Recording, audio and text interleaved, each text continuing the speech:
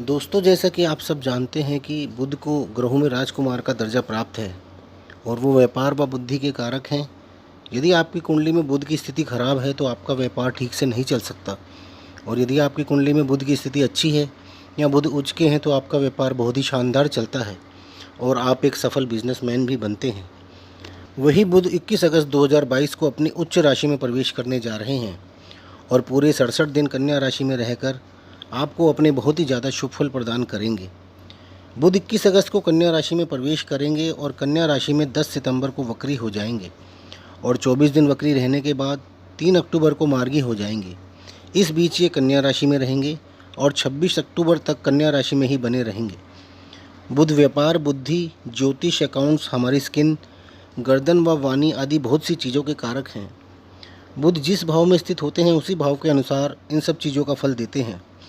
बुध की एक खास बात यह भी है कि ये जिस ग्रह के साथ होते हैं उसके अनुसार ही फल देने लगते हैं, चाहे वह शुभ ग्रह हो या अशुभ ग्रह हो।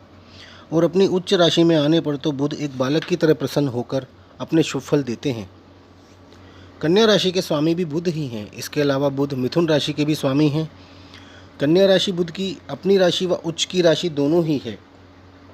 तो आइए जानते हैं कि बुध के इस गोचर का कर्क लगन के जातकों पर क्या प्रभाव पड़ेगा। कर्क लगन वाले जातकों की कुंडली में बुध के पास 12वें भाव का व तीसरे भाव का स्वामित्व है, यानी खर्चा, विदेश यात्रा, हॉस्पिटल, जेल व मोक्ष प्राप्ति का भाव भी 12वां भाव ही है।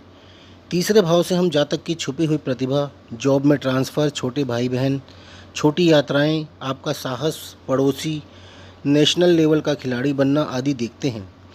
तीसरे भाव में आपकी कन्या राशि है। 21 अगस्त को बुध यहाँ पर अपनी उच्च राशि में गोचर करेंगे, जिससे वो आपको तीसरे व 12वें भाव संबंधी फल प्रदान करेंगे।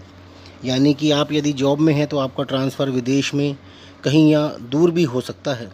आप विदेश या दूर कहीं घूमने जा सकते हैं, या फिर आपका कोई इंपोर्ट या एक्सपोर्ट का एग्रीमेंट साइन हो सकता है। यदि पहले से ही आप इंपोर्ट एक्सपोर्ट के बिज़नेस में हैं तो इस समय में अच्छा खासा लाभ भी मिल सकता है। आपके भाई बहनों पर आपका कोई खर्चा भी हो सकता है। इस समय में आपके द्वारा कई साहसिक कार्य भी किए जा सकते हैं। कोई बड़े डिसीजन भी आप इस समय में ले सकते हैं।